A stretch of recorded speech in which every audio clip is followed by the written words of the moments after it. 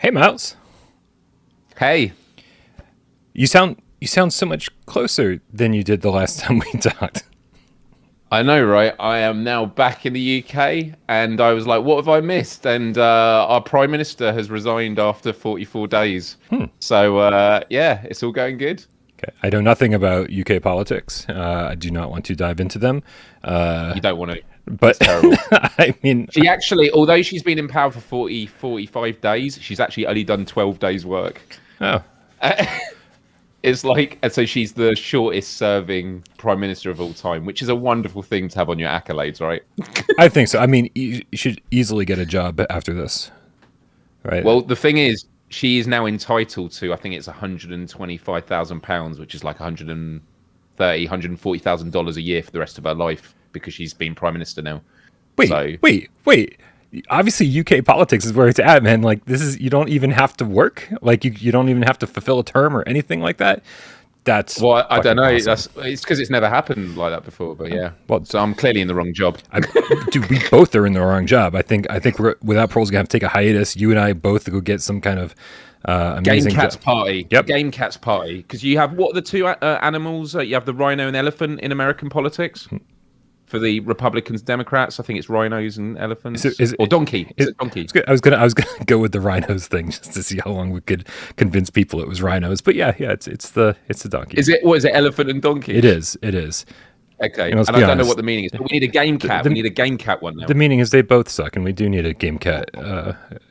We do need a game cat party for sure. Listen, real quick. Emily Baxter, hashtag the cartoony witch game kit with the $2 tip, says any cartoony POS game in development scares me. And then we got Jamie out with the $2 tip, says what really scares me is Sony's marketing team. We want to hear from you guys for the rest of the show. Tell us in the chat what scares you the most, and we'll do our best to fucking read that shit out. Miles, it's Friday. This is going to be such a cool laid back show. I'm just happy that all these cats are here. I'm glad that you're here. I don't want to do any work tonight.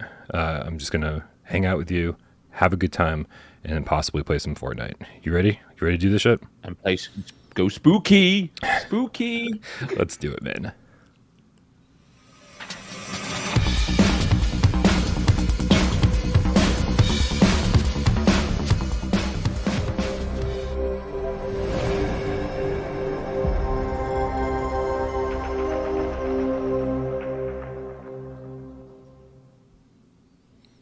This is PSVR Spooky Cast Live, coming to you live at 6 p.m. Eastern. I'd love to say it's every Monday, Wednesday, Friday at 6 p.m. Eastern, but man, we love to fuck with that. And this week has been a little bit of a fucking with that type of week.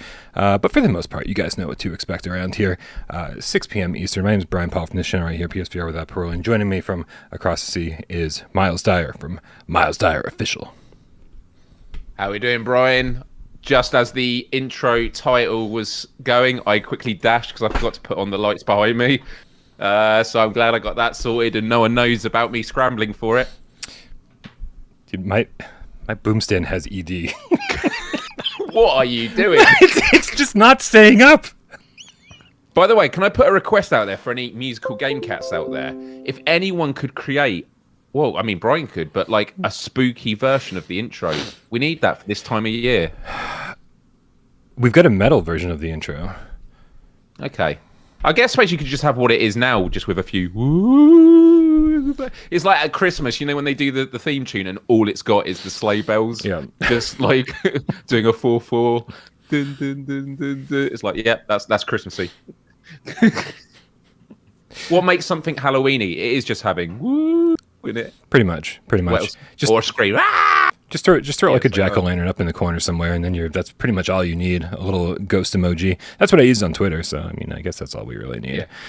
Yeah. Dan Kiefer says Brian playing Fortnite scares me. I've really got under Dan's skin when I told people I was playing Fortnite.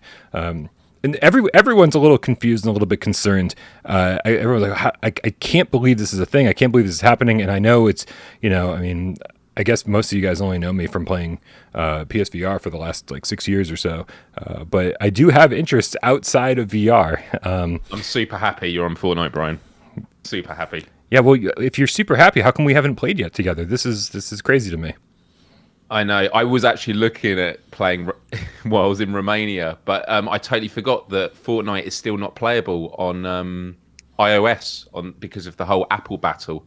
It still doesn't exist on the Apple Store because of that legal battle, which must be a huge knock on their income, because that's a massive portion of a potential player base. Because I mean, and I would have packed my DualSense controller.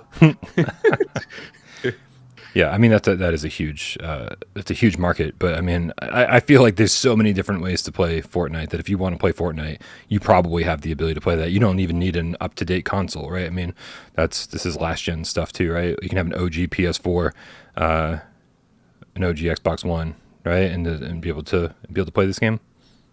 I don't think it's. Does make me wonder though, Brian, do you reckon we are going to get to a point in the next decade where you'll be able to connect your VR headset into your phone? Because, we look at a lot of mobile games these days that we thought, wow, like these used to be on massive consoles, and like you can play like GTA San Andreas on your phone. Because actually being able to play VR games on mobile, that's kind of cool. The cable just goes in your back pocket. Yeah. It's with you. I don't know. Just a random thought I had. I can see it as a possibility. Yep. Anything's possible. Professor Lilith with the $5 tip says, join us this Sunday at 2 p.m. Eastern to race heavily armed flying cars. This week's game is Wipeout Omega Collection. Awesome. Yeah, one of the best PSVR games out there. If you haven't had a chance to play it in multiplayer, you are definitely missing out.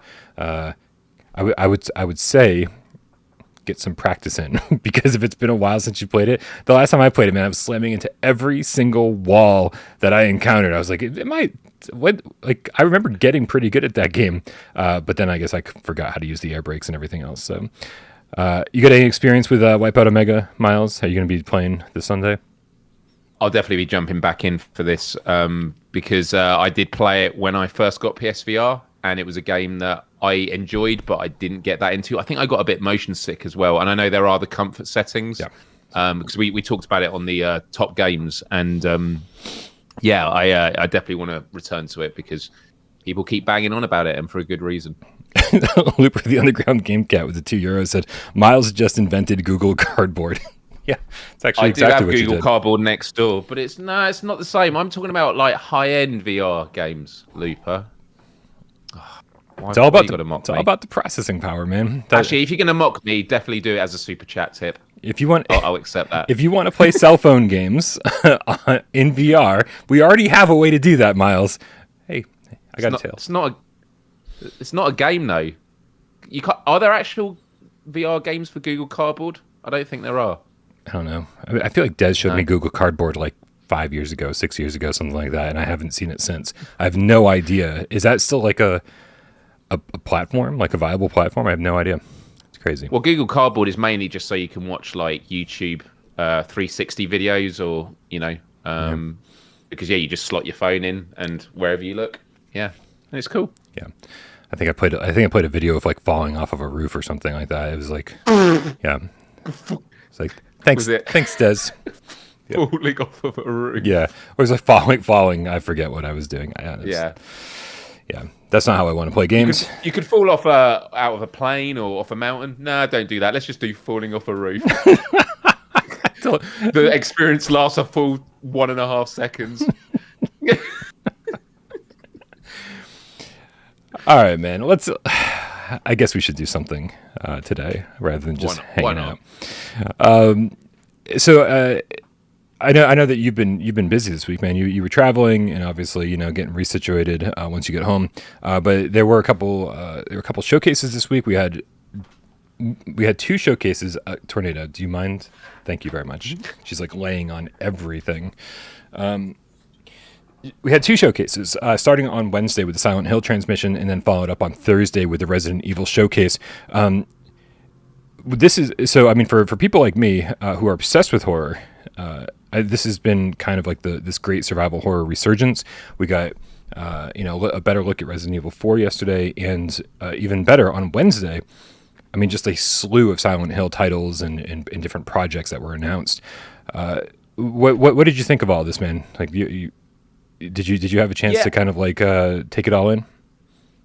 I haven't actually watched the full streams yet. I just read up on them afterwards. Yeah. But when it comes to Silent Hill, I remember first playing. I don't know if it was actually the first Silent Hill or number 2 when it had the rumble in the DualShock controller. Did they do that on the first one, or was it the second? Just the second. But I just remember it used to vibrate with the heartbeat, and it was just like totally mind blowing back then. Of like you're playing this game, it's super tense, and you can feel the heartbeat rumbling in your hands. It was amazing, and I never completed the game. Actually, I think I only played it when I was at my friend's house who had it. But yeah, watching these new announcements was really, really exciting. It was like the worst kept secret for years about this. You know, Silent Hill this, Silent Hill that. Is it abandoned? Is it not? Is Hideo Kojima working on it? But for the Silent Hill 2 remake, if I'm not mistaken, is that Bloober Team who are working on it? Yeah. So they worked on obviously Blair Witch and Layers of Fears, which is obviously coming out. So the fact that they're going to be working on it, and they're also working with, is it some of the original developers or creators of Silent Hill 2? I know they've got the original composer, but I think some of the original devs or creators of Silent Hill are involved. Yeah, I couldn't tell. I couldn't tell you who's involved in which project because there's so many Silent Hill projects being in development. But yeah, I've heard that the original monster designer is involved in at least one of these new games, whether that be Townfall or the Silent Hill 2 remake. I can only imagine the monster designer would have to be part of Townfall, right? If he's creating new monsters, it's like, we've already got the monsters in Silent Hill 2. We don't need you. Thank you.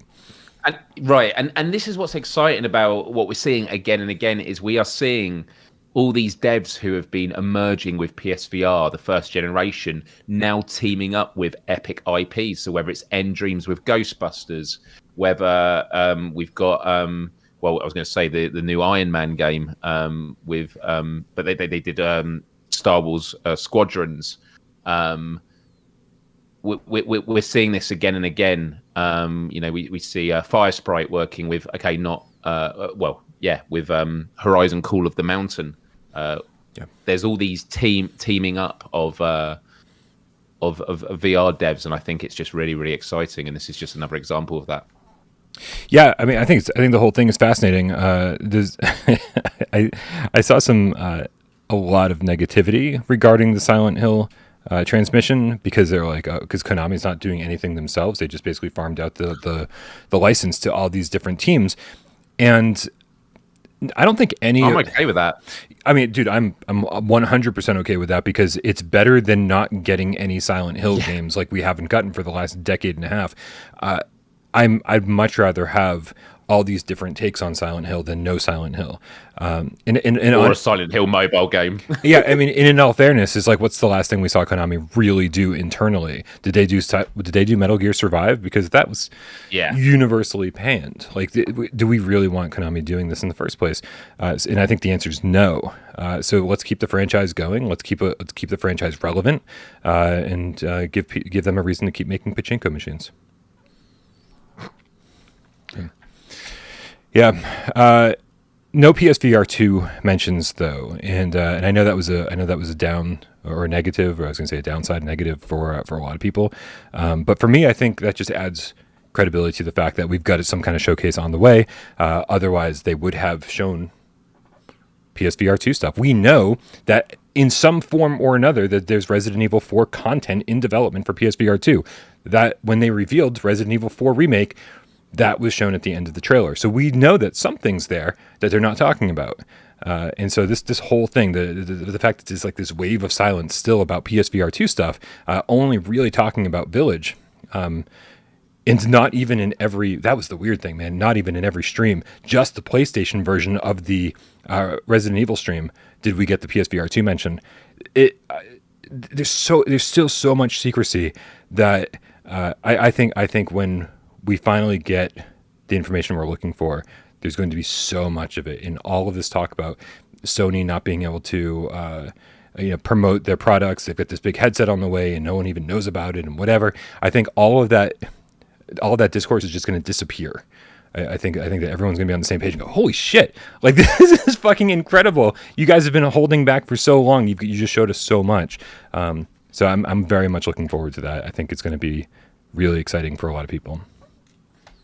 Yeah, I'm with you. I still think a showcase is coming, but although I have to say the past week has kind of made some arguments against it in the sense that some of the big hitters have now been revealed. Like I believe they've just done a blog post on Final Fantasy 16 where they did a 4-minute trailer or piece, which was normally associated with previous showcases or big state of plays.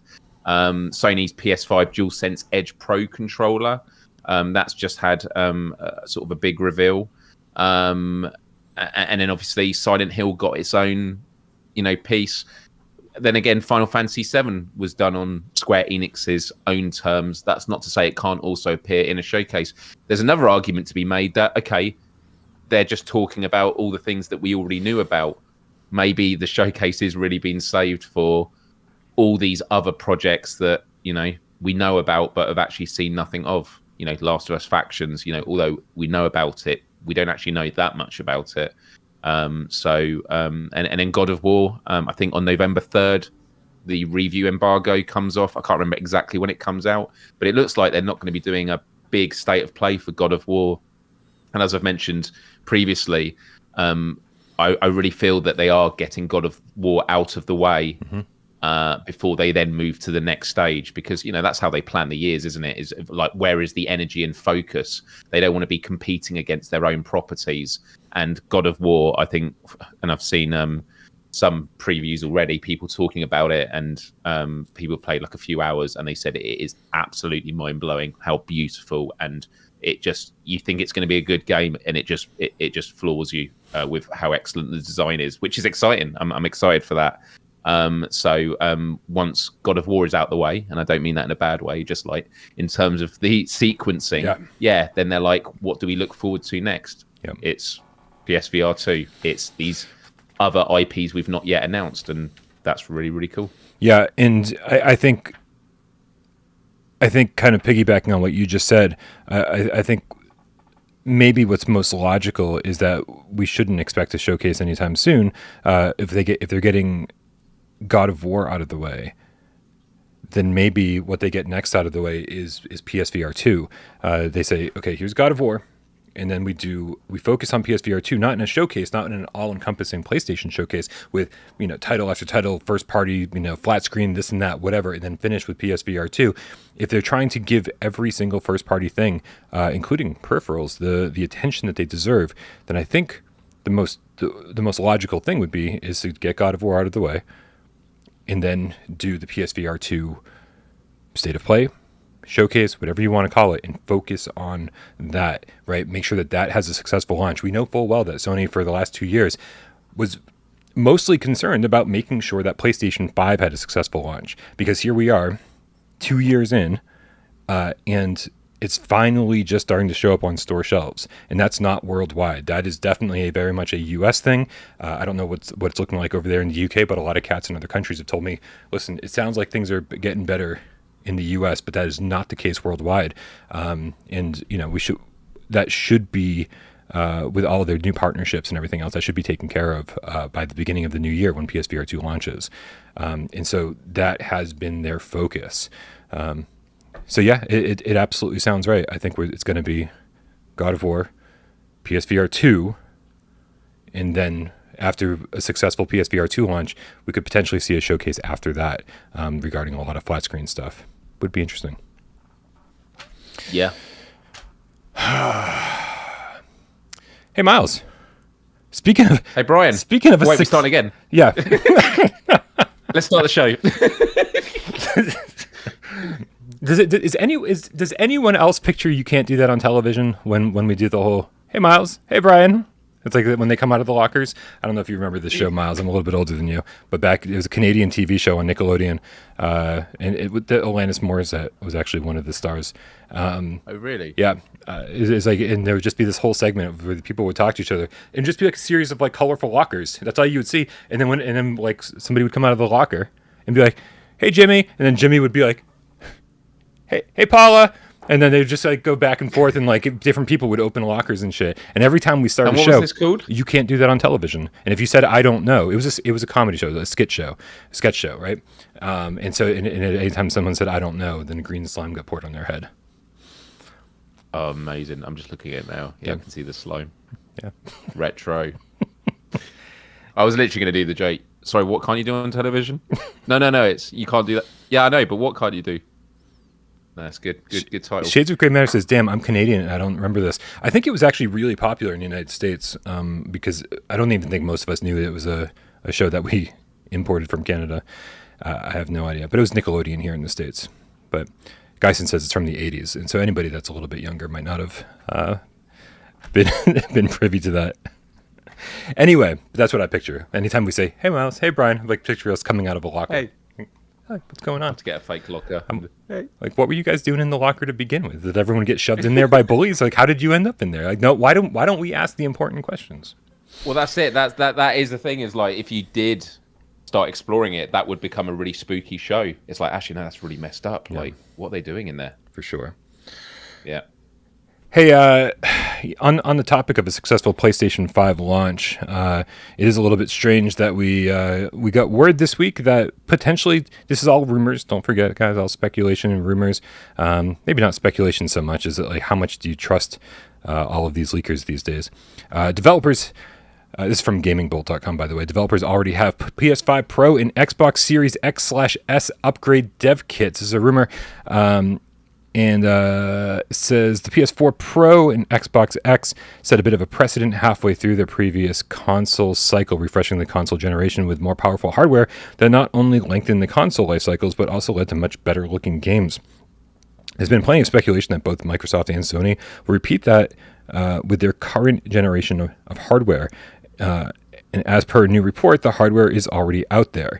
As per known Rockstar insider Tez2 on the GTA forums, development kits of the PS5 Pro for...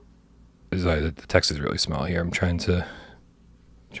Let me get closer to it with my old age. Development kits for PS5 Pro or whatever ends up being called in mid-generation Xbox Series hardware upgrades are already out there and in the hands of developers. When asked if that was speculation or based on concrete details, the insider suggested it's the latter. Miles, is it too early, or do you, I mean, let's start with the basics. Do you even believe this rumor, this leak? I'm not sure, but what I find really interesting about the whole discussion around the Pro is before the PS5 even came out, there was a lot of speculation that this would be a much shorter life cycle of a console. But because of the pandemic and we're 2 years since launch. Yeah, I feel like it might have been longer. It has been 2 years since launch. A part of me feels, I don't know, how long they last normally, 6-7 years. It's about 6-7 years, isn't it, until a new console? Yeah.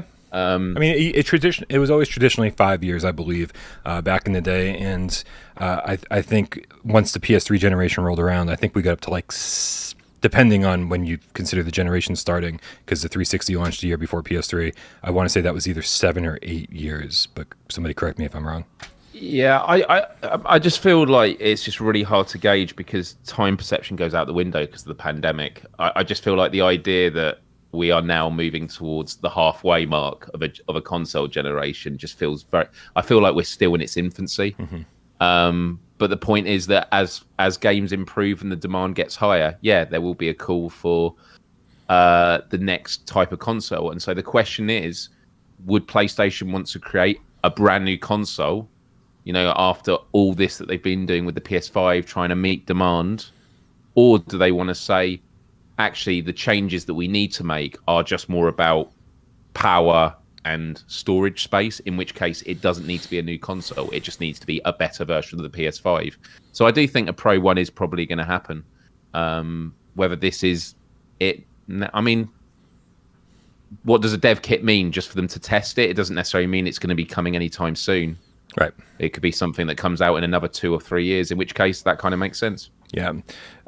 Strangely enough, one of the other leaks, one of the other rumors that we've been hearing about was that Sony was looking to make a PlayStation 5 disk drive so that you could just have this external disk drive and plug it into your PlayStation 5, right? And for me, I was like, this is the dumbest thing I've ever heard. What's the point of this, right? Anybody who's buying a digital only PlayStation 5 is looking for a digital only PlayStation 5, and everyone else already has a drive in there.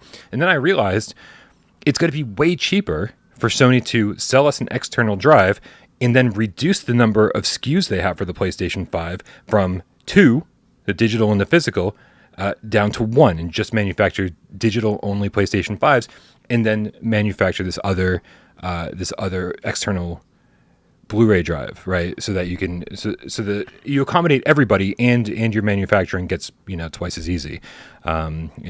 So my initial thought on this was like, well, this is now, here we go. Like now we're going back in the other direction. Now we're going to have PlayStation 5. We're going to have PlayStation 5 digital. We're going to have PlayStation 5 physical. We're going to have PlayStation 5 Pro. We're going to have an external hard drive. This is going to be a lot of fucking shit to manufacture. But as you said, I think Sony's very much a forward-looking company. And I think, sorry, sirens on my end. I think that by the time this comes to fruition, and they would actually sell a PlayStation 5 Pro, I mean, no earlier than 2024, holiday 2024.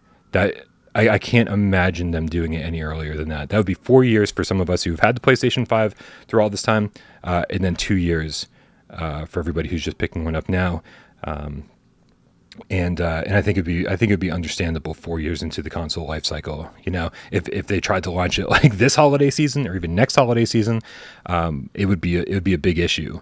But I think the way things are, I think 2 years from now, manufacturing will be so much easier, and I think Sony's well aware of that. Yeah, so something Matthew Longo said in the chat is they're still making PS4 games, so a PlayStation 6 doesn't make sense for a while, and it just made me think more that the PS4 PS5 like transition feels like where there's most overlap of any console, because there wasn't any overlap between the PS3 and PS4, so even that component means that I feel there's going to be a lot of longevity for the PS5. For there to be a PS6, going back to what I was saying earlier, it would have to be an absolutely monumental step up, because the PS5, it's the DualSense, it's with the haptics, it's the 3D audio with the Tempest engine, it's going to an SSD. Like, in many ways, I think the PS5 is the biggest like step up in terms of hardware for a console. And so again, depending on when the Pro comes out, that will give us a sense of how many years they're going to go for. But yeah, it could be an 8-year lifespan of a console. But then again, when did the PS4 Pro come out? Because let me have a look. It came out in 2016. So yeah, the PS4 came out in 2013 in September, and then it was in November 2016. So it was just over 3 years later. What's funny is that I don't think the PlayStation 5 is going to be in the same situation as the PlayStation 4 was, though. No. I don't think that most gamers are going to be, and I say most gamers, are going to be looking for, I mean, the fact is, it's a Series S console. If you look at the discussion about Series S console on Twitter, so many people are like, I don't care about frame rates. I don't care about 4K. I don't care about this. I just want to be able to play the most up-to-date games, and I don't really care about I'm not a frame rate whore. I'm not a graphics whore. I'm not a whatever, right? And they just want to be able to play the newest games, and they don't care about that shit. So I think, what I think that is that most people are going to be really happy with. We've barely seen anything that pushes the power of the PlayStation 5 yet. Like Returnal looks really fucking nice. Demon's Souls looks really fucking nice, but like, does it really markedly look better than PlayStation 4 games or PlayStation 4 Pro games? I mean, it's a hard sell, right? Especially it's a hard sell for a guy like me who is still playing on a 1080p plasma television, right? And so I am not the target market for this. However, if they say, Brian, the PlayStation VR 2 is going to get a drastic uptick in performance with the PlayStation 5 Pro, right? If they say, oh, Brian, like all of your games are going to play at 120 frames natively, it's you're going to have ray tracing in all of your games, then suddenly I'm like, oh, wait a minute, now I do care, right? Because on the flat screen side of things, I think we've already hit a point where I'm very, very happy with the way that everything looks, and I don't need any further upgrades. I was kind of happy with the PlayStation 4 Pro, right, as far as flat screen games go. With VR, I think we still had a long ways to go. Everything looked a couple generations old, and with PSVR 2, we're finally getting caught up to current gen graphics, and a PlayStation 5 Pro will help that. then that's when you're selling me. But I'm very much a VR guy. I'm not as much of a flat screen guy. So it really depends on what your interests are and how much and what you need to enjoy your gaming. If you're a VR person, if you care about frame rates, if you want HDR, if you want 4K, all of this stuff is important to each person. And dude, I mean, I could go on. I feel like I've already gone on like a 10-minute rant, but the other thing I've been seeing on Twitter is people who can't tell the difference between 30 frames and 60 frames a second. Like, and some of these people are like game devs. And I'm like, that is fucking fascinating to me, right? So, like, it goes even beyond, like, do we need 120 frames a second? Or are you happy with 30 frames a second? Like, it really is up to each individual person and how much all these things affect them. How much do we need a PlayStation 5 Pro? Currently, not at all. But I don't have my PSVR 2. And also, it's not 2024 yet, so I don't know how much we've been pushing the PlayStation 5 at this point. So there's a lot of questions, Miles, and I think I just asked all of them. You did indeed. I have no answers. Good. Looper, the Underground Game Cat with the €5 says, I have a digital PlayStation 5 just because this was the only one I could get in December of 2020. Dude, that's so weird to me. Because I knew people who wanted to get the digital one, but they were only able to get the physical one. There were people that ordered the digital and they got given a disc one as well. Yeah. Like it came out the box. So it was like, yeah. Also, there were reports that that Sony was manufacturing literally, I want to say my guesstimate back then was like that they were manufacturing 10 times as many physical PS5s as they were digital, but the numbers are like even more extreme than that. It's like they were making they were making like one digital one for every like 30 or 40 physical one. So interesting. So I'm actually surprised that somebody was like that Looper only had the option to get a digital one at some point, because those were the ones that were really hard to find for people. Yeah. Wow. Anyway, I think we drove that into the ground. Real quick here, man. For anyone who doesn't know, Song in the Smoke had a physical version today over on limitedrungames.com. I'm bringing this up real quick because here, you know what? I've got so many things that I want to do right now. First of all, let's change the trailer so we can look at Song in the Smoke footage. Here we go. There's the launch trailer. Now I'm going over to the website to see if there are still supplies left. So we had 1,000 standard edition and 750 deluxe edition. Question for the chat: has anyone in the chat ordered one? Curious to know. Am I in the chat? Because I ordered one. You're in the chat, Brian. I ordered one. Here we go. Let's go. One. Anyone else? This is actually, so I think, was it on Wednesday's show or Monday? I think it was on Monday's show. I said that this is going to sell out fast because if you pay attention to limited run stuff, let's interact with this. If you pay attention to limited run stuff, what generally happens is the lowest print run you'll really ever see is about 1,200 copies of anything. And so the standard edition being limited to 1,000 copies is really, really low.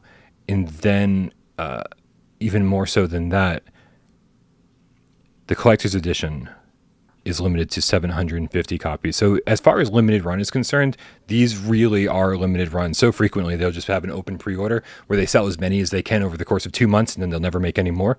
But that could mean like literally 10 to 20 or 30,000 people bought those, and great. This is actually limited run. So I'm a little. That's beautiful artwork. It is.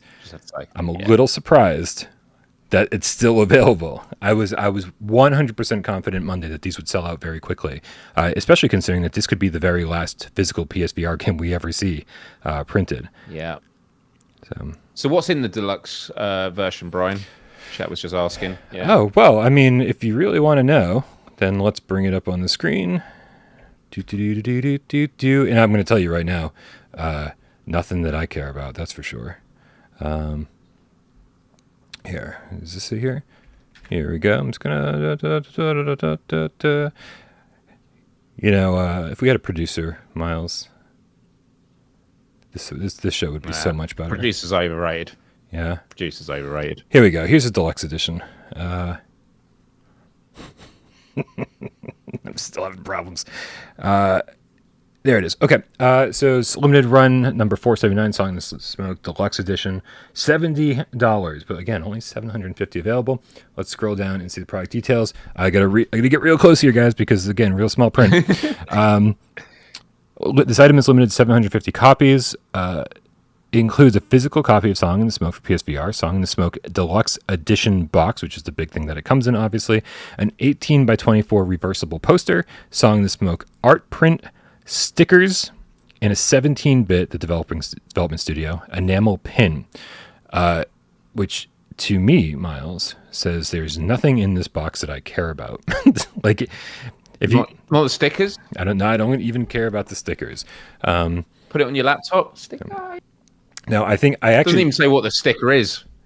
Oh no, it does. It does show it there. Yeah, there's a picture, and I'm not really interested. Fair enough. Yeah, I mean, I think Camouflage kind of killed it, to be honest, with their Republic Collector's Edition. It came with a fucking documentary, man, about the making of Republic.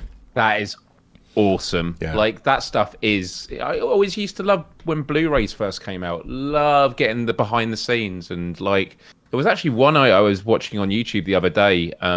It was the Prometheus movie behind the scenes. It was like a 2.5 hour of, like, every single step. Like, you know, you look at Marvel movies now and they always do behind the scenes and they're like 30-minute featurettes. And it's like, because they have to cut it up and make it really quick and just get to the chase. No, fans of these things love to see like drawn out conversations and just, you know, see all the stuff that they might think is boring. It's absolutely fascinating. Like, speak to each person. What was it like working on this game? What was the intention? You know, what are the kinds of people that buy these collector's editions? They're super fans. Yeah. They're people that are invested in it. And, you know, it's a very common thing in these days when it comes to digital marketing, but like, content is king and you can never have too little content. And so, yeah, you saying that they had a documentary, that's amazing. And especially for a game like this, I definitely think that's something that would have been a wonderful addition.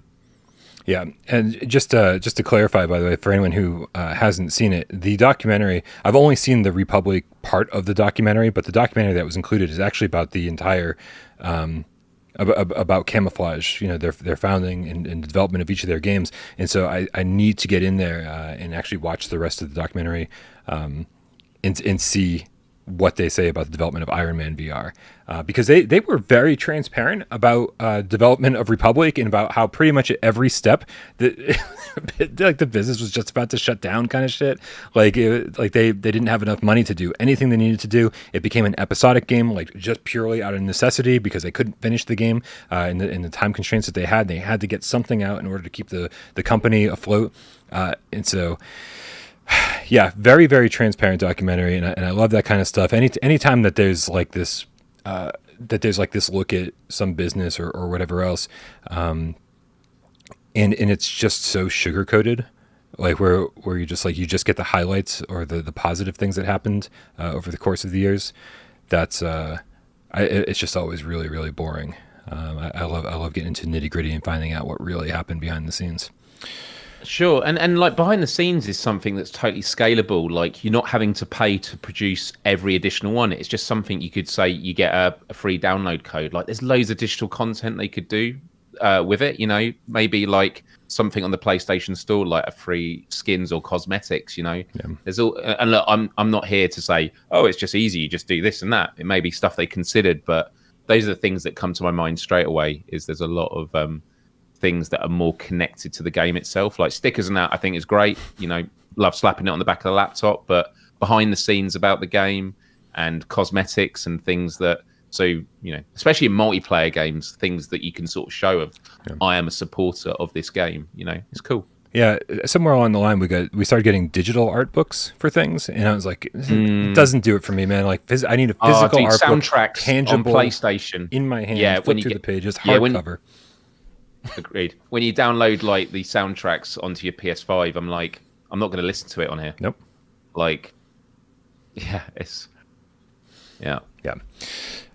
So yeah, we actually pushed this. We were gonna start the show with this, but I actually pushed this until later in the show, the Song and the Smoke conversation, because I was curious to see, because they open up the second half of the pre-orders at 6 p.m. Eastern, and so I was like, I wonder if it'll sell out by the time we'll get to this point.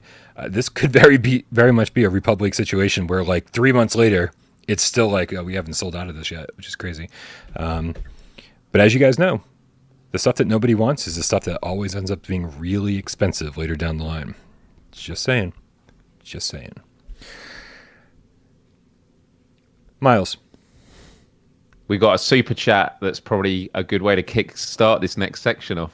From Science Game Cat. Meow. Whoa. Where's the commas? Why didn't you read the commas? Shit.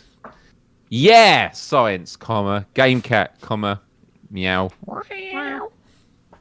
$49.99 tip. Wow. Thank you very, very much. What scares me?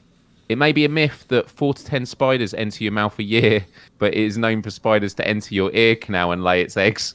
This can be done without you knowing. Spiders crawling out of your ears doesn't scare me. Maybe someone?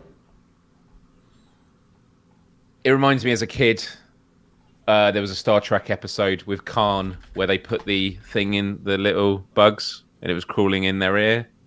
That scared the hell out of me as a kid. I don't know if anyone knows that. The classic Khan episode. Didn't like it. Scared me as a kid. Yeah, in ears. Nah. No, you good. Did you say Khan episode? Yeah, or the movie. Was it a movie? Yeah, the original. Khan. Like Wrath of Khan? With Shatner. Oh, yeah. Star Trek. Okay. I was like, yeah, Star Trek. I mean, sorry for if that was really dumb of me. I was like, yeah. You said Khan, and I was like, Khan? What's Khan? And I was like, wait, Wrath of Khan? Star Trek. Yeah. It took me a minute. I'm getting caught up. It's all good. Someone in the chat will help me with that. But yeah, Brian, we're talking about spooky stuff now. Yeah. Spooky. Sorry, hold on. I just need to reflect on this real quick here because Josh said, it is known that spiders enter your ear canal and lay its eggs. This can be done without you knowing. Spiders crawling out of your ears doesn't scare me. Maybe someone. Dude, this is actually terrifying. Although I'm less scared of the spiders crawling out of my ears than I am with the spiders going the wrong direction and finding their way into my ear canal and skull, and then they just sort of live and breed and create their little families as they walk around my brain, triggering different memories as they touch different parts of it. I'm not so concerned about spiders' eggs in my ears and then crawling out. I'm more concerned about them not crawling out. Yeah. Just wanted to address that properly. We also got Bel Ramio with the €12. Says, sorry I'm late. I had to solve some mouse problems. What did I miss? Mouse problems. I'm so glad you could see that. Mouses problems. Mouse problems. What did you miss? Not a lot, man. We're just hanging out talking about Song and the Smoke and PS5 Pro. Miles, what scares you? If it's not spiders crawling out of your ears after laying eggs, what scares you? This is the main topic of the show. Gear up, everybody. We want to hear in the chat what scares you. Brian, thalassophobia. Do you know what that is? Is that a scare of looking up big words on Google? No, although that's not a bad guess. It is about big things. It is about the big, scary ocean. Thalassophobia. So it became quite popular when the game Subnautica came out. Mm-hmm. Because oceans, and if you search thalassophobia on Google, it has some great photos. But when people are in the ocean and you're looking down and it is just black, it's just so vast. That freaks me out. Swimming in the ocean never appeals to me. I have done it. I try and get out as quick as I can. There's a reason why we evolved out of the ocean. It wasn't to go back into it again. And yeah, just deep water just freaks me the hell out. How are you with deep water? I'm fine because I generally don't go near it. Like I'm very Okay. I'm very much an indoor cat, Miles. They don't let me out. I have been declawed. I have no natural defenses, and don't declaw your cats. It's fucking mean. But I have been declawed. Also circumcised. So they've just chopped off everything that I used to have. But yeah, man, I don't. I've obviously been to the beach quite a few times. I live near Boston, so I'm not too far from the East Coast, and I've certainly been to the beach a lot, reluctantly, family trips and stuff like that. I don't. Who is swimming out that far, where the depths of the ocean becomes a problem? Like you could swim out like a half mile from the beach and still only be like not that concerned. There's no deep, dark ocean below you when you're at the beach. How far are you swimming out, Miles, to encounter this? Well, I'm not. Although I've been on boat trips where you go out swimming. My mum and dad said, I can't remember where it was. I think it was in the States, and they were just swimming around the boat, and my dad saw a great white shark, and he got out of the water and calmly went to the boat and said, "Yeah, there's a shark in the water." And the guy was like, "No, really." The guy goes in the water and he comes out straight away and goes, "Yeah, everyone get in the boat." Just like everyone get in the boat. Okay. Oh man, yeah. So like sharks, I'm absolutely fascinated by. There's someone I recommend searching on YouTube, Ocean Ramsey. She is in Hawaii. She has done some very famous videos for GoPro in that, where she literally swims next to great white sharks, and it's absolutely phenomenal, the photos and stuff. Like, she's there to sort of say that sharks aren't inherently man-eaters. It's just when there's confusion or they feel threatened and stuff like that. Yeah. And that's usually what it comes down to when it comes down to fear. It's like what we don't understand, because we feel threatened by the unknown and things like that. I've got other things on my list. What is something you're scared of? I mean, we can... I feel like you started with something that's fairly irrational, right? Like, like what do you think? I mean, do you find it to be irrational? Like, I don't think it's irrational. Okay, you're out of control when you're in deep. Or just water. I like in the ocean. As soon as you start, I'm worried that I'm going to step on something sharp or a crab. That's rational, I think. Yeah. But like water, you can't see anything. So thalassophobia is about the deep open water. But I find that you don't even have to go. You can go up waist high, and there could be stuff around you that you don't see. Okay. Jellyfish, there could be sharks. I hate that stuff. I can't enjoy myself. Swimming pool, the worst you're going to find is a floater. Yeah, but you'll see that in clear water. I'm sorry, did you say a floater? Yeah. And in the UK, does that mean the same thing as it means here? It means not like the ice cream they do on the top of your drink. No. No, it means a turd. It means a turd. Okay. Yeah. All right. I was sort of on the turd train for a second there, and then I was like, well, don't they call like dead bodies that are just like rise to the surface, like when water, don't they call those floaters? I'll tell you what. When I go for a local swim, dead body floating in the swim pool, it really upsets my morning swim. Yeah, it's a real downer. Not so much downer, but certainly a distraction. Wait, am I on my fourth lap or my fifth lap? God, this fucking body keeps... Mm-hmm. Yeah, it's clockwise. You're meant to go clockwise. Good stuff.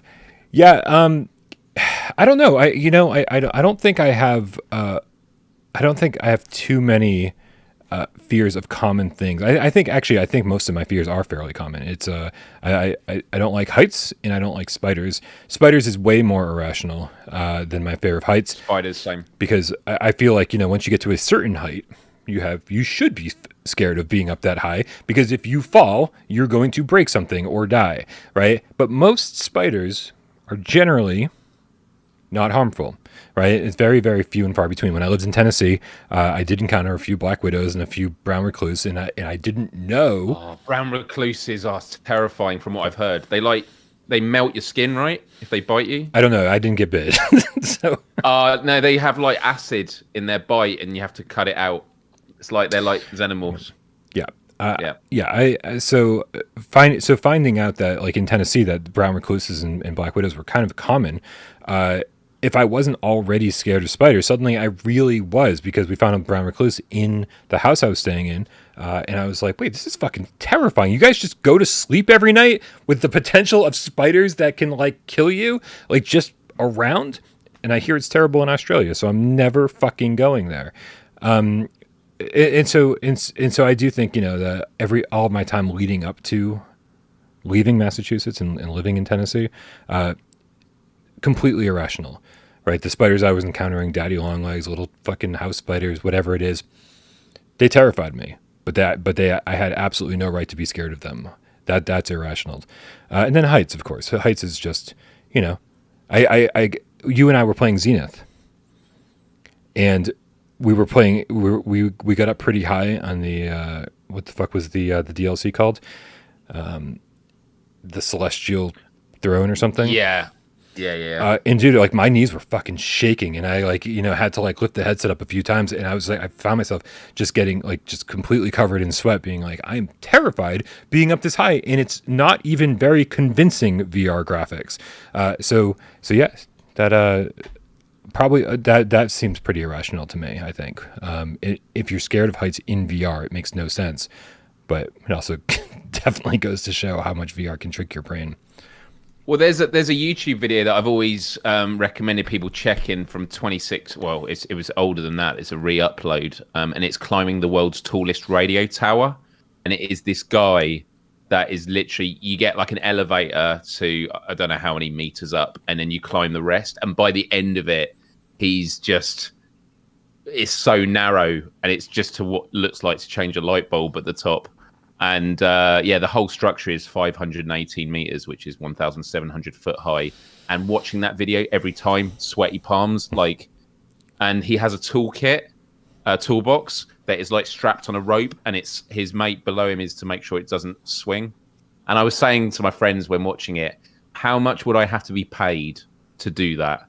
Even if you offered me $1 million, I still don't know if I'd be able to do it, because only if I could actually have a parachute to jump off at the end. Like the idea that you've then got to climb down afterwards. It's an amazing video. I'll put it in the chat for anyone that wants to save it for later.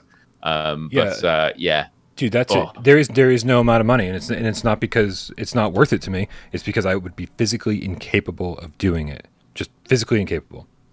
Yeah, no, I'm the same with you. On the spiders thing, I had a huge fear of spiders, and I had an experience when I was a kid.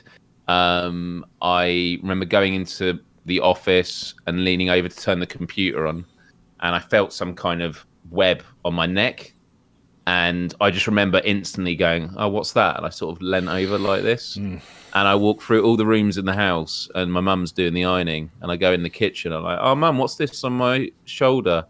And she's like, "Oh, come closer," because at the time she thought it was fake. And then she screamed and flicked the towel, and it was a giant like house spider with like a couple of legs missing and like on the floor.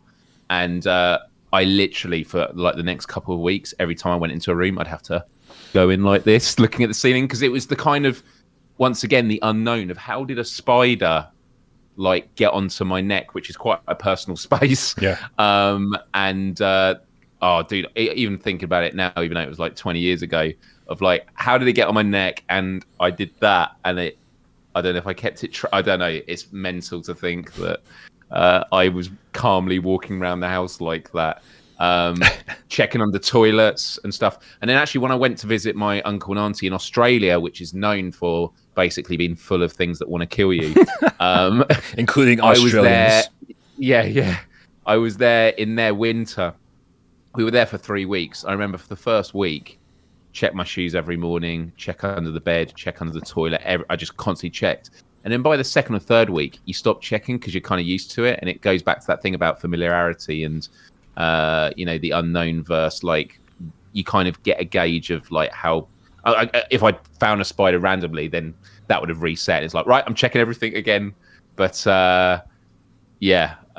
spiders, nah. Yeah, I think another. I will say I think Arachnophobia set me down that path. The movie Arachnophobia. I've still not seen it, but I've heard many great things about it. Yeah. I mean, I was just too young to see it, and I don't know if I was ever scared of spiders before that movie, and then once I saw it, I was like, it was in my head. What the spiders looked like, they were just the right size, about the size of your hand, which means they're pretty fucking big. And then like the type of that, like the hairy legs and everything like that, and then which is again pretty scary. But then the fact that they would jump at your face, I was like, fucking no, I am so out of this. Like, it is the scariest thing of all time. Spiders jumping at you. I was just like, this is terrifying, because they've always said spiders are more scared of you than you are of them. And if they're jumping at you, that disproves that theory. Because I'm running away. Why are you jumping at me? Well, I love it when you say you're afraid of spiders and people are like, oh, but don't worry, they're more scared of you than you are of it. I'm like, no, that's a bad thing. Like, I don't want it to be scared of me. The amount of times that I walk into a room, like close the bathroom door, and there'll be a house spider on the wall, and I'm just like, shit. And it's like, how do I get out? How do I get out? Or I'm going to go get like a kitchen bowl to like cover it, and I come back and it's gone. It's just gone. And I'm like, right, it is somewhere in this house. I have no idea where it is. But the most annoying thing about spiders is just the way they hang around, and they don't even pay rent, and they just act like they fucking own the place. I hate that. Terrible. I had this conversation with Tornado recently. She didn't appreciate it. One day. Real quick. Science Game Cat Meow with the $5 tip says, okay, what really scares me is the unknown. I believe that this is the biggest fear in the universe. Agree or disagree? Yeah, I mean, I think the unknown taps into everything. Like, fear is all about being out your comfort zone and having a sense of control. Because the next thing I had on my list was, well, these two are kind of related. So it's like psychological horror. I love it in movies and that, but it does freak me out. Things about the human condition, but like losing your mind, that scares the hell out of me. Like Alzheimer's is a fucking horrible illness, and I think that's a real terrifying thing to think about, of like losing your cognitive faculties. But I do like, so occasionally I have this sort of thought experiment of like just imagining suddenly I'm talking with you and on this camera, and then next minute I'm in the middle of a forest at night. Like, just like if something random happened, like what we think of our reality, and what if we are plugged into some kind of matrix machine and we find out that there's just something else out there. The consciousness and being in control of your mind for me is definitely an important thing, and losing that sense of control on your mind for me is terrifying. I feel it's terrifying. There's a history of Alzheimer's in my family, and so it's something I should be concerned about. However, for some reason, I'm not. I feel like back in my 20s when I experimented with, I say 20s as if it was limited to my 20s, but back when I was doing drugs and experimenting with LSD and mushrooms and everything else, mescaline was really fun. Don't do drugs, kids. It kind of gave me this perception of like of it's okay to kind of lose control a little bit. Like, it's okay to let go and and let your mind go to places where you wouldn't expect it to, and sort of be out of control. Because I was such a control freak when I was younger.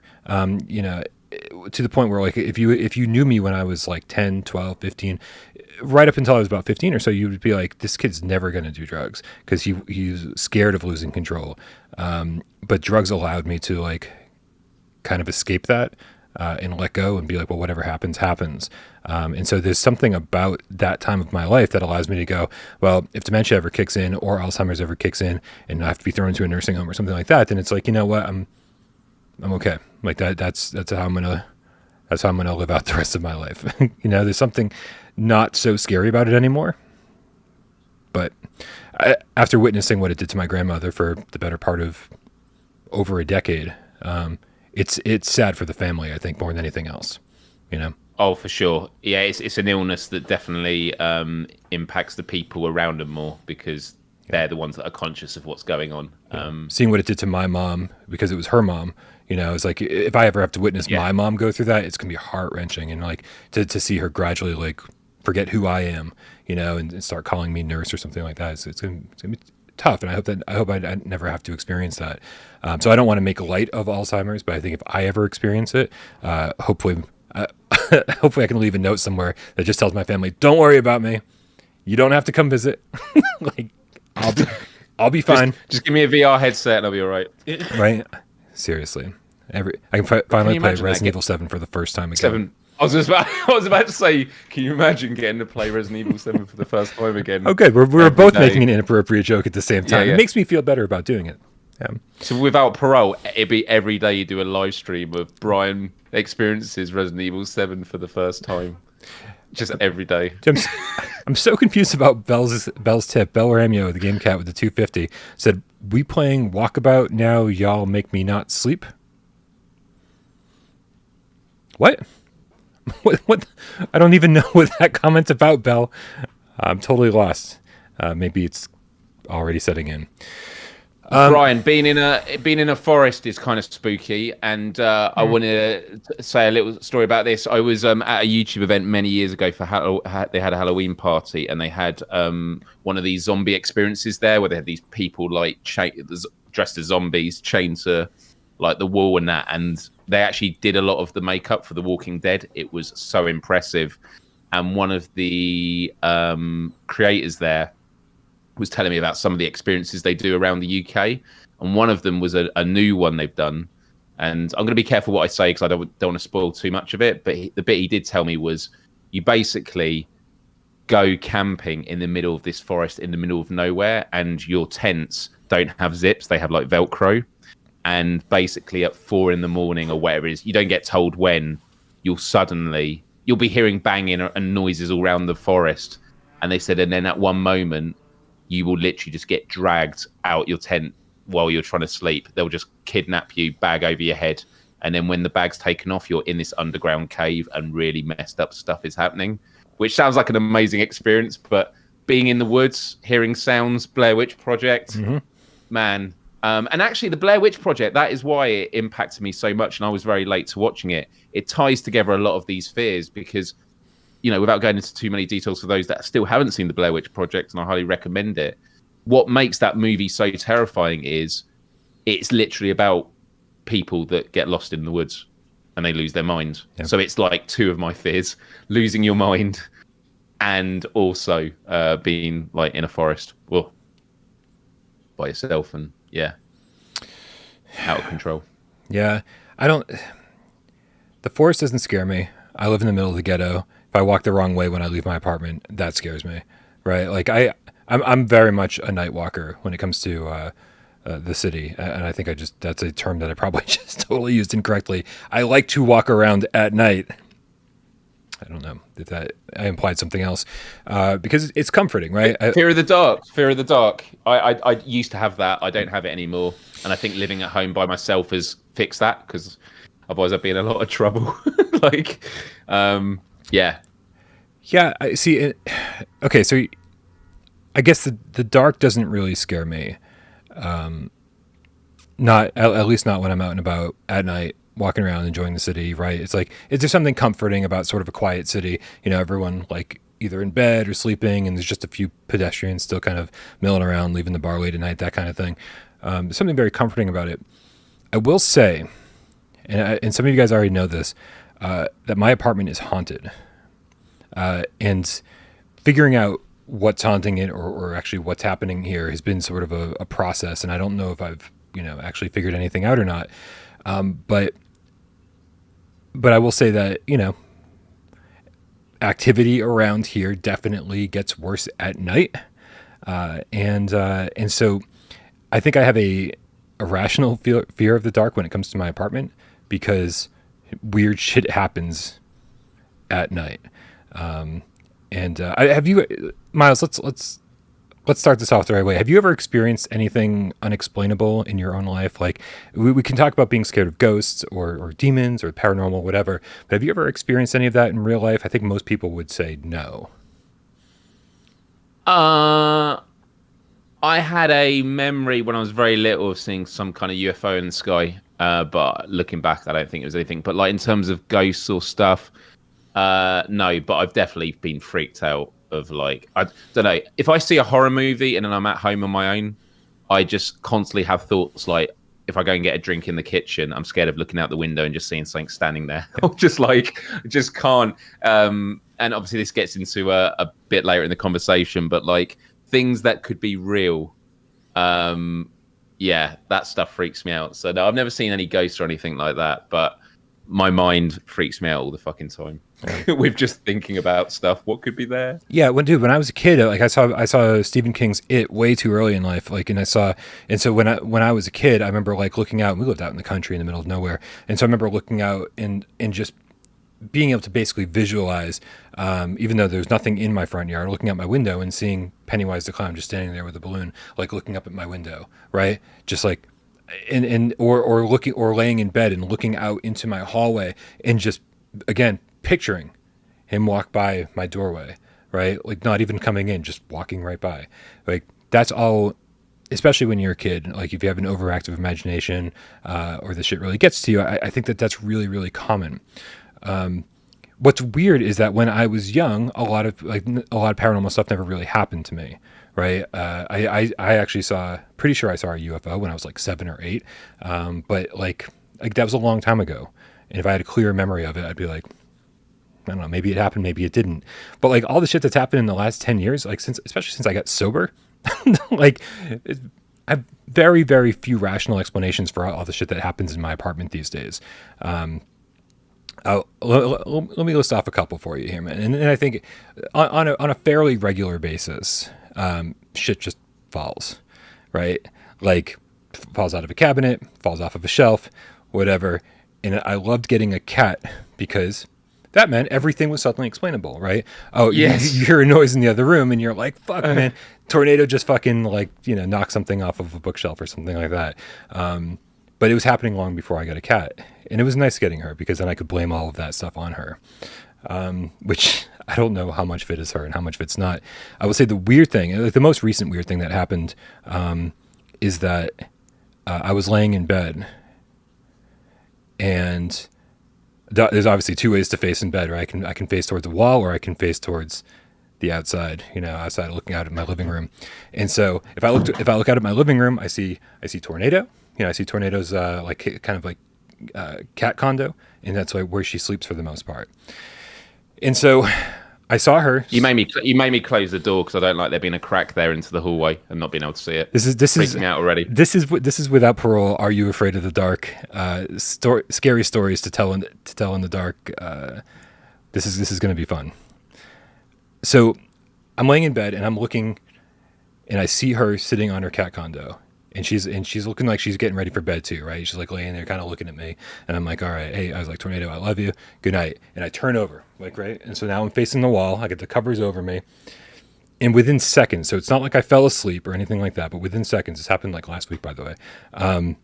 I felt, let's just say somebody sitting on the side of my bed. I've got a new mattress. It's way softer than my old one. And so when somebody was like sitting down next to me, I would feel it. And I kind of smiled because in my head I was like, man, if I didn't have tornado, this would be real fucking scary right now, right? And I felt it kind of move sort of from around my shoulder area down to like near my butt. And I think what happened was it was like, picture somebody sitting on your bed and then putting their hand down next to themselves, right? And kind of leaning on it. And that's the feeling it got. It sort of migrated but didn't really move. And I was like, man, tornado, what are you fucking doing? And I rolled over and she's still in the fucking cat condo. And dude, that was it.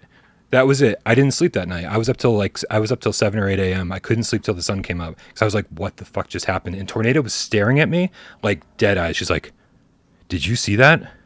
Like she stares at me a lot, but never this intensely. Like she stared at me like she was scared. Her eyes were wide open and she was just like, what is happening? What was that? And I was like, you tell me, what was it? Like, you saw it. I just felt it.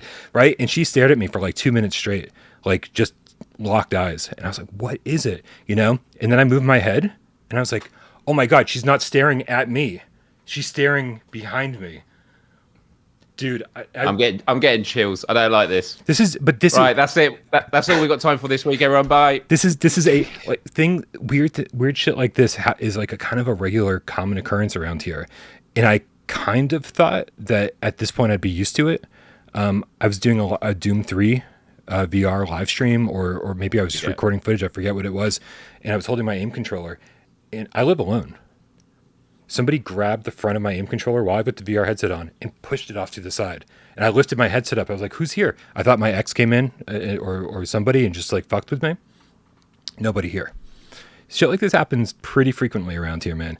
Like it's a creepy place to live, and I thought, because it's been shit like this has been happening for 10 years or more, and I thought that I'd be used to it by now, but this is so like, yeah, there's kind of like this constant looking over my shoulder here. My ex came by to visit, and said, "Hey, has shit been happening around here?" Like, we never actually made it too far into the apartment, kind of standing at the front door. And I was like, "Why?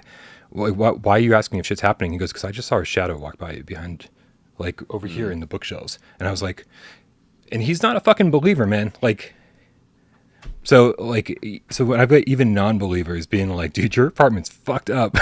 Like, yep, it sure is. Two things that scared me but explainable. One was when I was a kid, I used to have those glow-in-the-dark stars on the ceiling that you could stick. And I remember in the middle of the night, sometimes they lost their stickiness and they land on you. And that would always scare the fuck out of me. What's that? What's that? And also sometimes Google, Hey Google, starts randomly talking in the middle of the night downstairs in the living room. Scares the fuck out of me. It just sounds so random, like what's triggering that? Yeah, those are some pretty freaky stories. I mean, growing up, I was always absolutely fascinated by paranormal. One of my year six projects at primary school, elementary school, as you call it, was on like the paranormal. And one of the bits I wrote about was spontaneous human combustion. Do you know about this? I mean, I know that it exists, or that there's a theory that it exists. Yeah. And there was one story of a guy walking down the street and he suddenly just burst into flames, and it was talking about how his like shoes melted into his feet and stuff.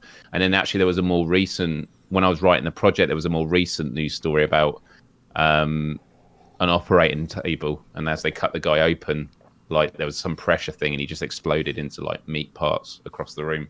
Just traumatized the staff and that. But yeah, spontaneous human, it's all about the unexplainable, and that is literally what drives fear, because we like stability, we like to know what things are, we like to know what our reality is, and that is the common theme. So going back to the question earlier of like, are you scared of the unknown? Everyone is, and if they're not scared of it, then it's not entirely the unknown for them.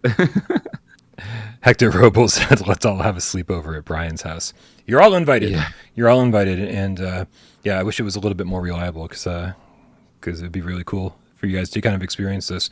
Yeah, I should set up cameras and stuff. And so, but this is, it's funny because it kind of makes everything else feel less impactful to me, Miles. Because this is shit that most people only experience in movies or horror movies, and they go, "Oh, that was fun to watch," right? But when it happens to you in real life, it's like it's a completely different story. But I will say that's there's an element of all of this that makes me wonder like how crazy I am, because growing up, grew up Catholic and went to Catholic school and was baptized, the whole thing, man. I don't know. I went to CCD and church every Saturday. I know it's supposed to be Sunday. I don't know what that was all about. But that actually, I think it's, they kind of put this fear of the devil in me. And so growing up, I got really concerned about not concerned about possession and be like, "Oh my God, my soul might be possessed by the devil."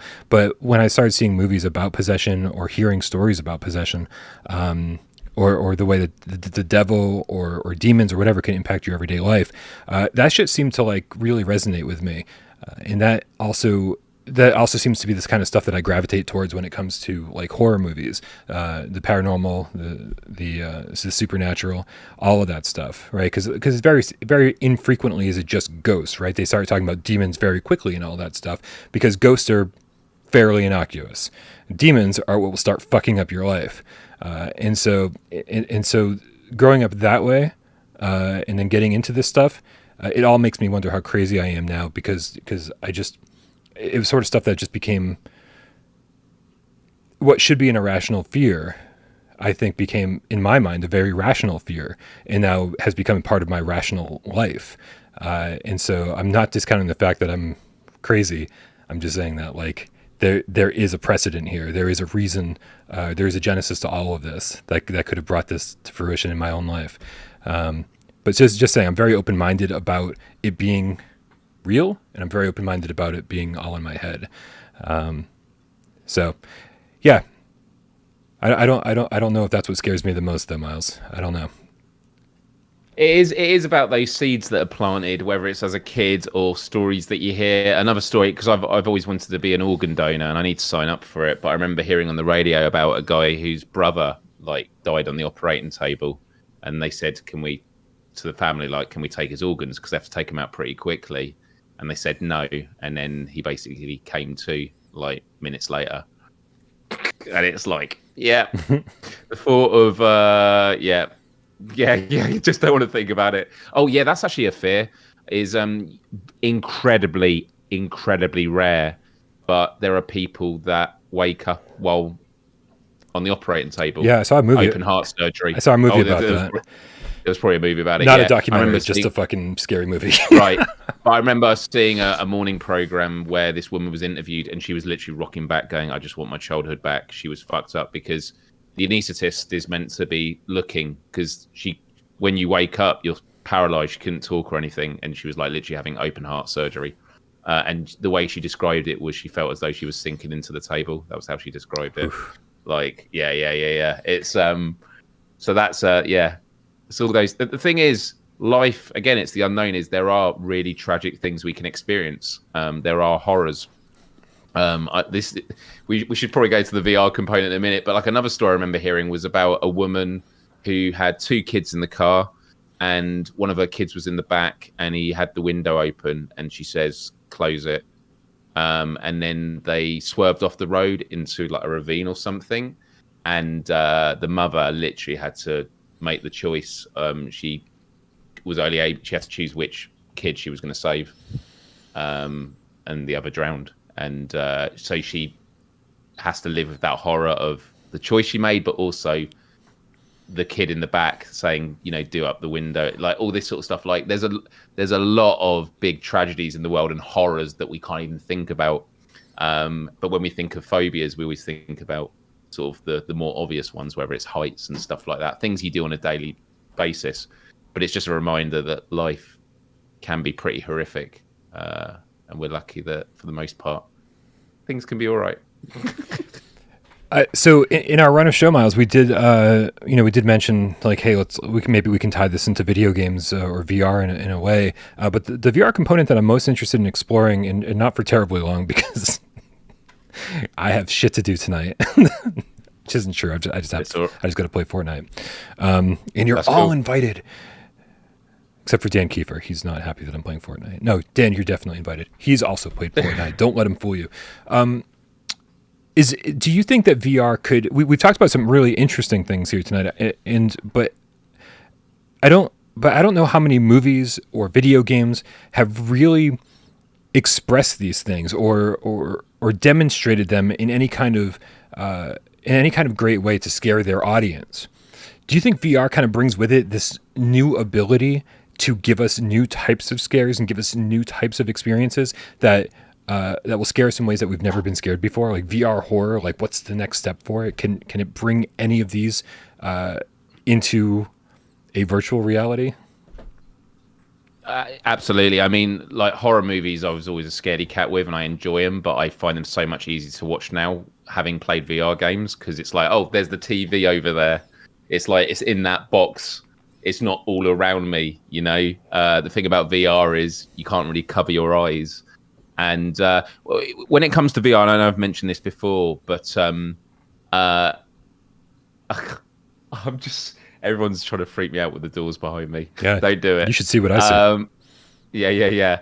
But for me, there are sort of 2 types of horror games. There are fun horror, so like Rush of Blood and things like that, where it's jumpy but it's entertaining. Mm-hmm. And then there's dreaded horror, so that's like Resident Evil 7, and that really gets to the heart of like my experience with horror games. And because it's all, I have quite a vivid imagination.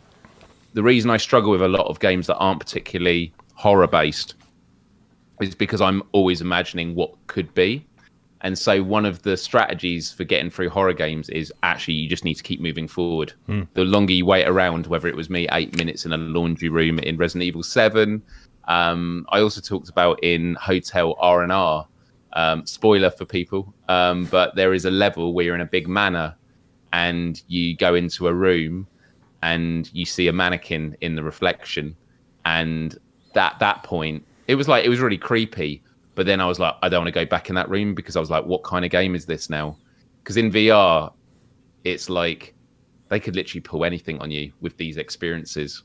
And when a game is like not a horror game, but then they do horror elements, I struggle with that. So yeah, I think horror in VR is really the next frontier because of all the senses, the immersion. Yeah. It's putting you in these horrific situations. Resident Evil 7 is always the one game I want people to experience because it's like, it's not real, but it feels real. And that's what makes, the opening 30 minutes of Resident Evil 7 is one of the best gaming experiences of all time. It's just phenomenal. Yeah, I agree. We hear it from cats all the time who are just too fucking scared to play through Resident Evil 7 in VR.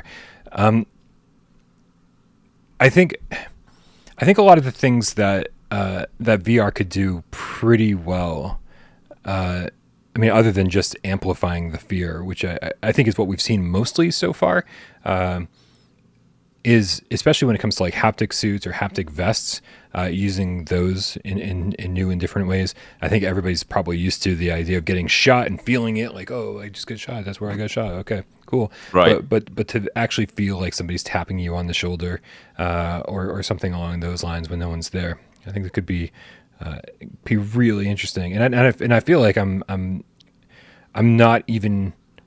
There's got to be so many different things that different horror developers have in the works or have ideas for, that we will. I think it's just going to be so surprising to us by the time we actually see it. I think you and I here are barely scratching the surface to what we're going to experience over the next like 5 or 6 years. Oh hell yeah, absolutely. Miles, do you have we've kind of been poking fun at you a little bit over the last few months about some of your backlog, your PSVR backlog and horror backlog specifically. What are you gonna be streaming anything? You gonna be getting caught up on any VR horror games over the next couple of weeks while we gear up for Halloween? Actually, yeah, around Halloween could be a possibility. Yeah, I mean, honestly, I am just waiting for the PSVR 2, and and although there's not backwards compatibility, I'm hoping a lot of them are going to get the next gen upgrade. But yeah, I have a big backlog, and to be honest, I enjoy horror games when I've got other people over. They're in the room, or I can chat. Actually, even when you're live streaming, you can talk to people through it. That kind of gives you a sense of disconnect. It's like when I used to play flat screen horror games, and I'd be listening to a podcast in the background, something that kind of keeps you tethered to the real world that isn't as scary. But yeah, look, Blair Witch, I still need to play. The rest of Resident Evil 7, I'm still very early in that. Paranormal Activity, I've not played. Exorcist Legion VR. So many horror games I've still not played. I remember when I was playing, oh my God, Immortal Legacy. Mm-hmm. And there's the bit where you slide down into the cave and then you're in the water up to your neck. And then you get out and then you just see some guy walking across around the corner. That was when I turned it off. Like, I was like, I'm sure it's nothing at that point, but I'm like, what is... I know you're going to go around the corner and it's not even there and you're going to see it later. But in my mind, I'm just like, it's literally waiting for me around that corner. So that's a great example of how my vivid imagination works with VR games, is I imagine a scarier situation than what it actually is. Mm-hmm. And that's just how my brain works. And it's why I struggle with a lot of games that aren't even meant to be that scary, because straight away I'm like, oh shit, it's going to be this, it's going to be this. And just going over that in my head, I just hype myself up. And it was why, again, in Resident Evil 7, I spent 8 minutes in a laundry room, running at the door, pushing it open and running back to see if I could see through it. And wondering, when I go through that door, what's it going to trigger? Like, not knowing. All that stuff just does my head in. Callisto Protocol, I know it's a flat screen game. Really looking forward to playing it, whilst also not looking forward to playing it. I just have this love-hate relationship with these kind of games. My only love-hate relationship with these games now is please, for the love of God, bring these to PSVR 2. Yeah. Because especially, with Callisto coming out soon and Dead Space coming out soon, it's all going to get in the way of PSVR 2. If there's no PSVR 2 version, I don't know if I'm going to actually have time to play them. There's going to be a desire. Flat screen gaming is still good, and it's sort of filled in some of the downtime we've had recently with the lack of PSVR releases. But man, I'm pretty sure that once I get my hands on PSVR 2, it's going to be the same love affair I had with PSVR 1. Meaning, the second I put that thing on, I go, what else can I experience in this? And I don't think that's going to wear off for the next few years. Yeah. Hey, Miles. Hey, Brian. I had to put on my 20 questions cap. Are you ready for some PSVR 20? Oh, go ahead. The only other thing I was going to mention about like ways that I cope with horror games isn't just about moving forward constantly, also looking down at the ground. I'm like, I know I'm going through the level, but I'm not looking. The amount of stuff where I go into a room and I'm just like looking at the wall and walking around the room, which is insane because in a survival situation, you want to look at what could be the threat. And here I am going around the wall going, yeah. I can't see it, so it can't see me. When haptics get better, that's only going to become less of an effective strategy. But yeah. It might help you out in Blair Witch. Just saying. Okay. Yeah. Interesting. Yeah. Anybody who's finished Blair Witch knows exactly. Ali Hembre says, Brian, what the fuck is this video playing? This is what happens in my apartment when you're not watching. This is his CCTV footage in the hallway. Absolutely. Real life ghost caught on camera. It's just Bostonians going out for a night out. Yeah. Oh, you've been to Boston before. Yeah. All right. Very familiar. Let's wrap this 20 questions, up, Brian. man. 20 questions. Let's put 6 minutes up on the clock up on the counter. I forgot what game I picked. This is bad, so I'm going to have to go check the... All right, I'm ready. Are you ready? You ready? I think I'm ready. Are we ready, Game Cats? You going to help me out in the chat? Everyone's trying to freak me out. Stop it. You're fine. It's not nice. On your mark. Get Des. Go.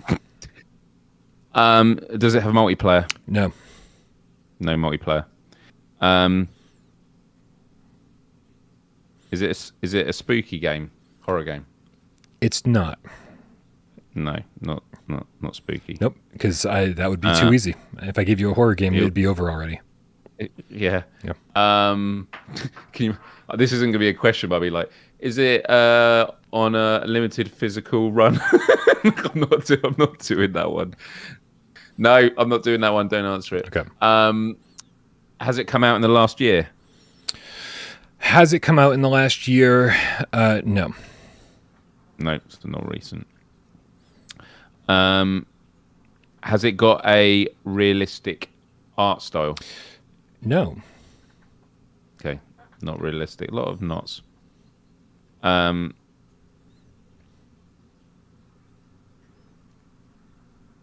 Does it have full locomotion? Yes, that's 5. Full locomotion. Does it use thumbsticks? Does it use thumbsticks? No. Okay, so move control or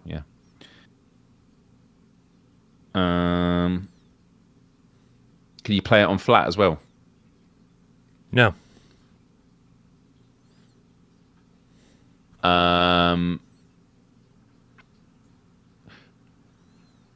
Is it a PSVR exclusive? I don't believe so. No. Let me double check that.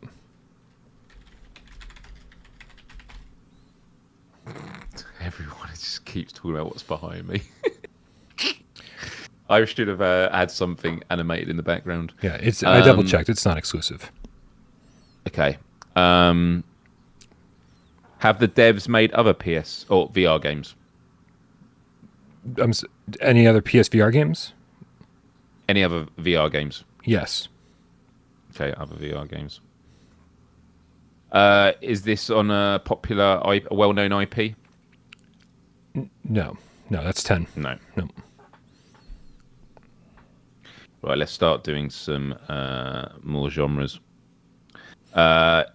Is it a shooter? Yeah. Okay, it's a shooter. Nihilist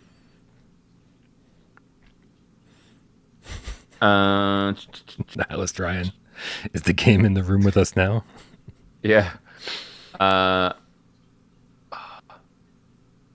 Is it sci-fi / futuristic? You could make an argument for that, but I don't think that's. I would say no. Let's. Okay. I don't think so. No. Let's go straight. No. Yeah. Let's go with no. That's right. A little sci-fi. All right, Game Cats. Quick recap: no multiplayer, not spooky, not recent, doesn't have a realistic art style, full locomotion, uses the Move controller. No flat screen version. It's not PSVR exclusive. I'm gonna say yes on sci-fi. I'm changing my mind on that. That is it is cool. Definitely is. Okay, cool. They have made other VR games. It's not a well-known IP. It is a shooter, and it is sci-fi.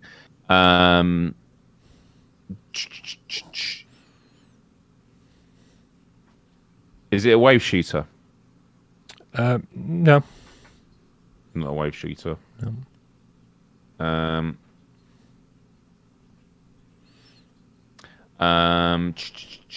I'm really struggling with this one.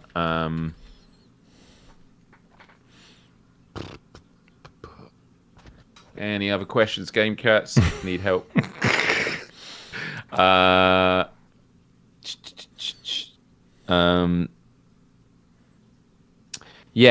you shooting people? They are humanoids. Okay, okay. Are you shooting living things? Yeah. Yeah.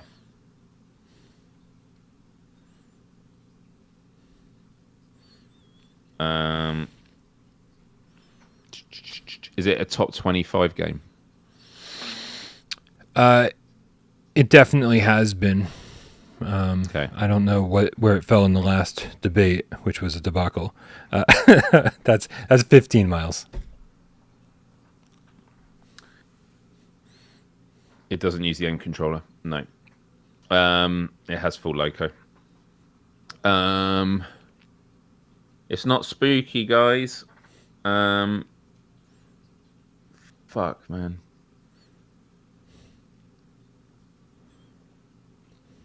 Is it well? You have 30 seconds left. Do you shoot red people in this? Red? Like red, yeah. No, not red. No, I didn't think it was super hot, but everyone keeps saying it. Not red. Do you ski in this? You do ski in this. Okay, is it fracked? Coming out just over a year ago, Miles.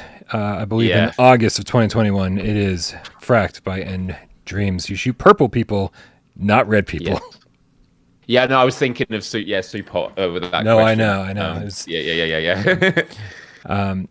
This is you said this is a wave shooter. I was like, it certainly can feel like one at times, but it is definitely not a wave shooter. And I can't believe it took me a minute to change my mind about the sci-fi aspects, because these aren't people. Aren't these like fucking aliens from another dimension or some shit like that? I was like, oh, wait, yeah, this is definitely sci-fi.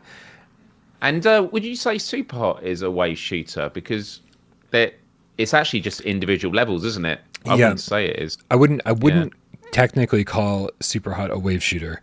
It feels more like a puzzle game very often, and it's not, you're not standing in one place doing wave after wave after wave. You're moving and encountering different situations. It doesn't feel like a wave shooter to me, but I could be wrong about that, depending on people's interpretations of the definition of wave shooter. Yeah. Well done, chat. Thank you for all the help. I don't know if we knew who was the first one to get it. The first one I saw was Emily Baxter, and it was like super early on. It was like 3 or 4 questions deep. I was like, oh, well, this is over. Wow. Yeah. So good job, Emily. Yeah, good job. All right, you guys. Thank you so much for hanging out with us and talking about some spooky shit. I've got a lot more spooky shit to talk about when it comes to my apartment. I've lived here for a while, and so I'm definitely thinking about making a litter box episode and kind of detailing all the shit that I've experienced. It gets way scarier. If I tell you, dude, I don't if I tell you about some of the super scary stuff, I'll save it for a Litterbox. And again, a Litterbox episode is for all of the Patreon supporters, not just the $5 tier. It's for the $1 and up. So if you want your name on that list below, $3 tier. If you want access to put Patreon voice chat over on Discord, that's the $3 tier. But again, the $1 tier and up, we'll get the free Litterbox episode, and then we'll do. I think we'll do an AMA next weekend if I can kind of scrape together the time, and that is for the $5 tier and above. Trying to make Patreon worth your while. I know a lot of you guys are out there just happy to support the channel, which I really really appreciate, especially during this slow time. But at the same time, I want to give back and make you guys know that you're appreciated, because you really fucking are. Also appreciate all the people who hung out during today's show, participated in the chat. Tipped during the chat to show your support in a different way. And of course, everybody who sat back and watched the show didn't say a goddamn word. We know you're out there and we love you just as much. You ready to get out of here? Love you all, Game Cats. Have a wonderful week. Well, couple of weeks. I will not be here next Friday. Playing my band's last ever show. That's right. It'll be good. But yeah, so have a good one without me. Can we just sit there and watch it virtually dude? Well, funnily enough, we will literally finish just before this starts. Okay. So if I can get a live stream, I might set one up. All right. I'll just get Discord on my phone. Dude, it would be pretty damn cool to be able to watch your last show on your YouTube channel Friday night. That'd be great. Yeah, mate. To be honest, I've got the camera. And I've got there's got to be an output from the soundboard, USB right? connection. So yeah. The thing is though, when it comes to sound quality, once upon a time we used to record gigs, concerts on your phone, and you're saying to your friends, "Look where I am," and all you hear is, yeah, it's terrible. The quality, the sound quality is really impressive now. So yeah, because I've got another one of the cameras that I use for this show. So what the sound quality would be like? I mean, to be honest, I might actually take one to band practice on Sunday and see how it deals with the loud sound there and see what the quality is. Because it doesn't have to be exceptional quality, especially for a live stream. But yeah, maybe that's something I could set up. Well, yeah, good call, Brian. Keep us posted, Miles, and obviously best of luck to you. Hopefully it goes great. Finish on a high note, literally. Absolutely, really appreciate that. All right, you guys, let's get out of here. Happy Friday. We love you all so very much. Have a great weekend. There.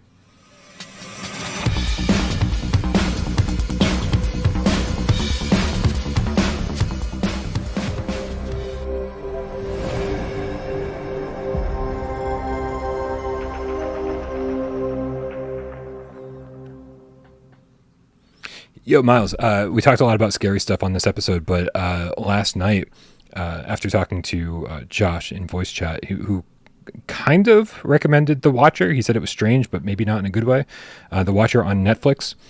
I'd heard about this story before.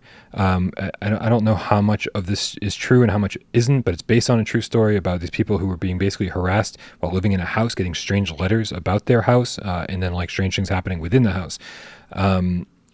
It's really good, just FYI. It's like 7 hours from start to finish. It's like 7 one-hour episodes on Netflix, and I watched all of it last night. Like, it's very infrequent, man, that like something captures me this hard where I'm like, oh, good, the first episode's awesome. I'm going to watch the next 6 hours until and just not go to bed until it's over. And that's exactly what I did last night. Enjoy the ride because the ending kind of blows, but enjoy the ride because it's a really fun ride, at least as far as I'm concerned, because it's one of those where it's like, oh man, I wonder if this is what's happening. Oh, I wonder if this is what's happening. I wonder if this is what's happening. And every episode kind of makes you think something else is happening. And so highly recommended. Had a good time with it. Not the scariest thing I've ever seen, but weird enough to really kick off the Halloween season for me. It's the Halloween season, Brian. You know what else I find spooky? What? I find it spooky when you're trying to make small talk in VR with people and they don't have a microphone. Huh. And then, yeah. I wish there was like some example I could come up with to sort of illustrate this point. But like, when you're trying to talk to someone and they don't talk back, you gotta kind of improvise. Like, let's just say in like a training ground in a boxing game like Creed, for example. So you mean like this? Maybe. You know, where are you from? UK? America? I fucked it up, Miles. Yeah. No, I fucked it up. Hold on a second. Wait, hold on. I meant what I meant to say was you mean like this? You know, where are you from? This. UK? America? Yeah. Second guess. East Coast? West Coast? Yeah. Okay, let me get this. Wait, we're getting good here. California?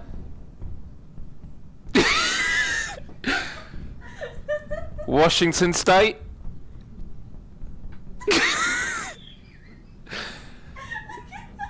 Texas? This might be a while. I swear, Miles, at a certain point, I'm going to start thinking that you're paying people to act dumb for Clip of the Week. This is over years of footage that I'm just digging up, but there is so many classic moments. And I would actually challenge any game cats out there, if you ever experience stuff like this, just send it in. Nick asked a good question. It's the same question that I asked while watching this, and that's, who's the lady in the background making giggles? Wait, there was someone in there. I was by myself. Spooky! Spooky! I'm so fucking done with you. Let's get out of here. Happy Friday, everybody. Happy Friday.